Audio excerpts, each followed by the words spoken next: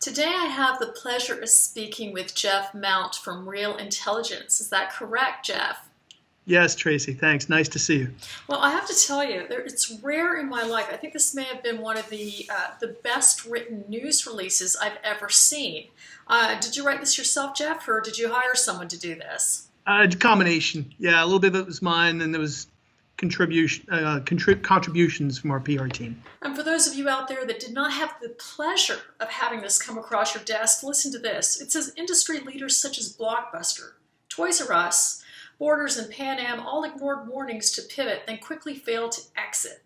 Real Intelligence, an authority on the dynamic American financial landscape, warns against behaviors that will lead uneducated and undertrained financial advisors into irrelevancy as artificial intelligence rises. So how about we just start right there?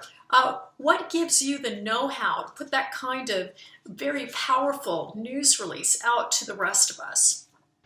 So we are seeing massive industry consolidation. We are certainly seeing the rise of artificial intelligence as it relates to trading, financial planning, and of course we have robo-advisors, which have very quickly risen to compete in terms of assets under management with even the insurance companies and bank brokerages.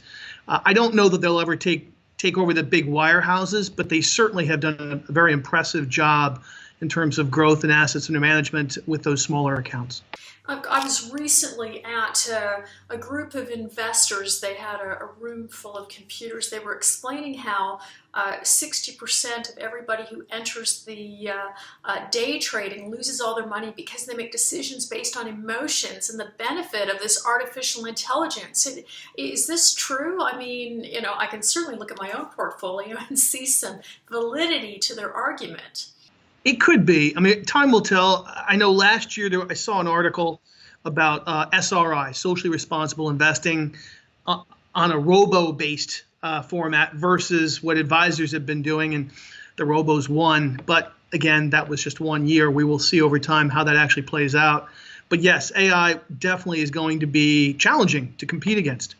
I think socially responsible investing by our robo-investors would definitely be down around, I don't know, our 10th episode, if we can even get our heads around this. So help me understand this. I mean, I know, 10 years ago when we were walking in as investment bankers and they were telling us how our analysts, there was a Chinese wall, and we realized that it wasn't going to take long before these senior analysts weren't going to have a job because they couldn't fight to hold on to these top brains and intellectual abilities.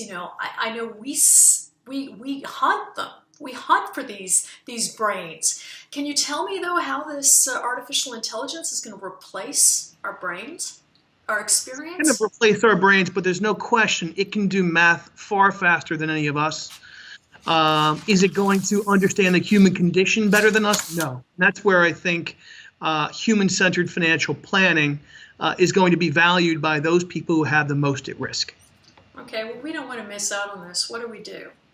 I noticed your website basically says, it's kind of, I'd like to recommend more people check out your LinkedIn for sure. I mean, it sounds like you take us, sad, depressed, middle-class millionaires and help us become what, happy middle-class millionaires? Or what's really the goal here? I'm actually quite curious. I found the marketing quite entertaining, quite frankly. Thank you, Tracy. So the objective here is to help the middle-class millionaire feel more confident about matching up their assets versus their liabilities, have a clear understanding as to what they can and cannot do, and know that there is a human-centric financial planner who is behind this to make sure that the strategic thought that comes out of the plan can be applied very quickly and very easily.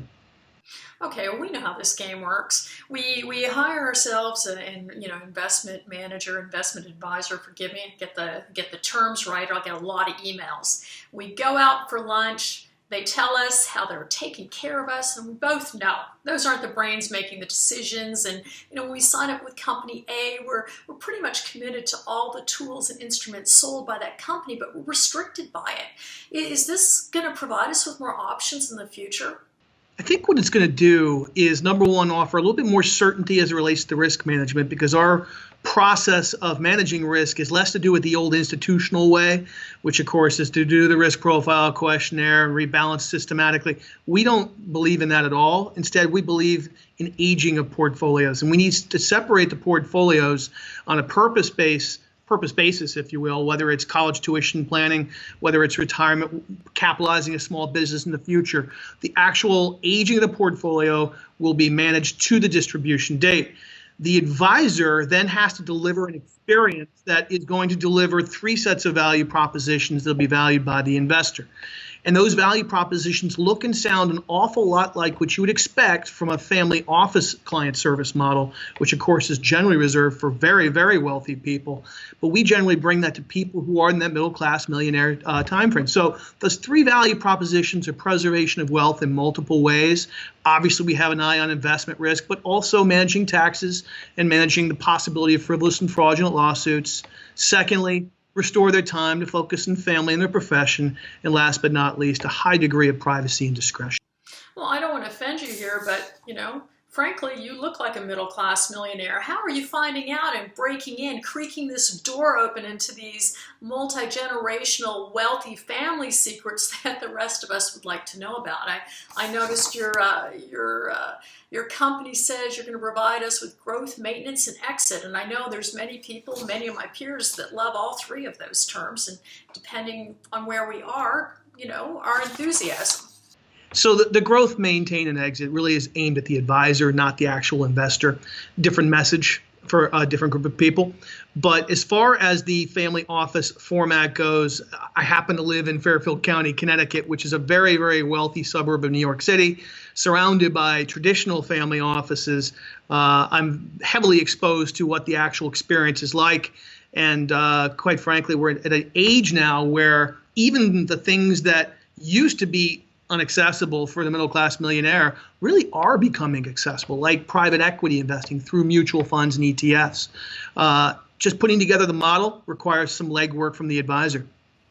Okay, well, I'm just imagining you right now sitting in Connecticut with your martini, eavesdropping to the guy sitting next to you and taking notes, almost the Robin Hood for the middle-class millionaires.